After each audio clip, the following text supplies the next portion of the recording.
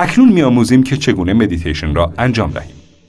برای انجام مدیتیشن، اولین نکته وضعیت بدنی است. شما شاید به هر وضعی بتوانید بنشینید. این وضع بدنی باید احساس راحتی خیلی زیاد و بدون حرکت بودن را شامل شود. ما می توانیم چه بر روی سطح زمین یا بر روی صندلی به مدیتیشن بپردازیم. می توانیم در هر مکانی فقط با داشتن احساس راحتی لازم به مدیتیشن بپردازیم. به راحتی بنشینید. زانوهای خودتون رو جمع کنید. انگشتان خودتون رو به هم زنجیر کنید. حالا چشمان خودتون رو ببندید. از داشتن فکرهای مغشوشگر ذهن دوری کنید. فقط آرامش. کاملا آرام. فقط احساس آرامش کرده.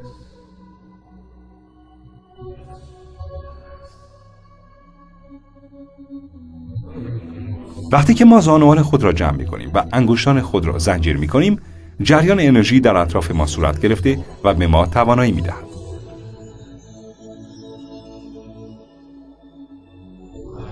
چشم‌ها درب‌های ذهن ما هستند.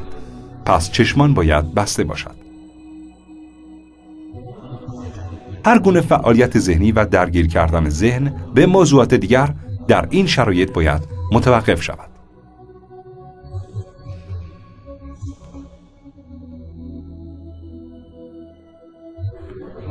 وقتی که بدن در آرامش قرار گیرد، هوش ذهنی به منطقه دیگری سیر می کند، یعنی مغز و روح.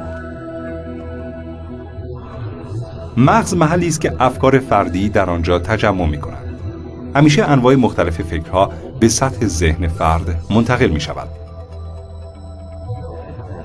هرگاه که در ذهن یک شخص فکری نقش می بندد، سوالات فراوانی پدید می آید که می تواند مشخص یا بدون پاسخ باشد.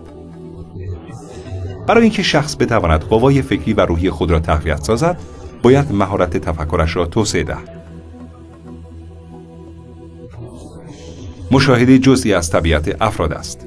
پس شخص باید به درستی در این حالت تنفس خود را تنظیم کند. با هوشیاری تنفس نکنید. با هوشیاری دم و بازدم نکنید. اجازه دهید که دم و بازدم شما به خودی خود اتفاق بیفتد. فقط تنفس طبیعی را انجام دهید. این امر خیلی کلیدی است. این روش صحیح است.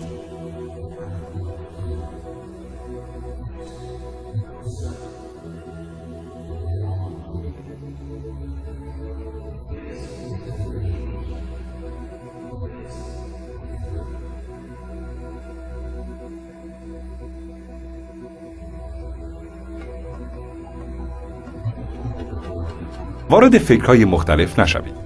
به سوالاتی که در مورد این فکرها پیش می آیند تمرکز نکنید. اگر فکری به ذهنتان نفوذ کرد، برگشته و الگوی تنفسی خود را تصحیح کنید. الگوی نرمال تنفسی را حفظ کنید. با تنفس صحیح جلو روید. سپس میزان فکرها کاهش می یابد. به آهستگی تنفس نازکتر و کوتاه‌تر انجام می شود.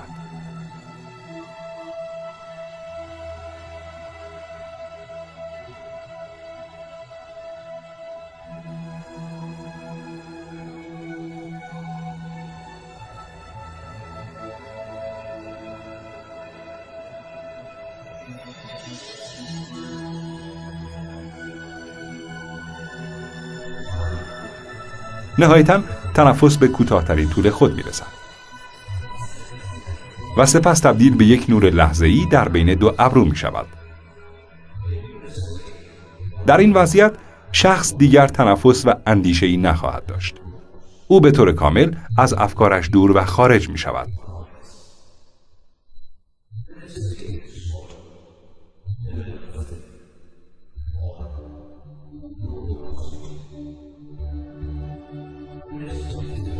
به این وضعیت بدون اندیشه بودن میگویند.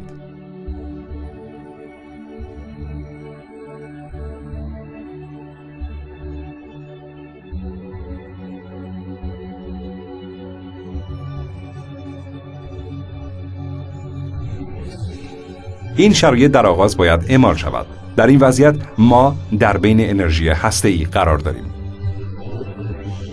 هر چقدر میزان مدیتیشن یک شخص بیشتر باشد، انرژی هستی بیشتری دریافت خواهد کرد.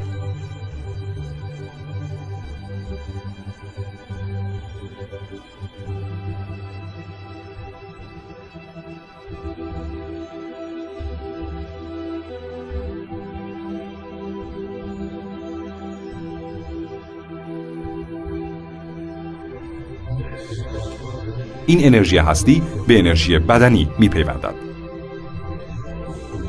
این رو هم بهش میگن بدن اتری.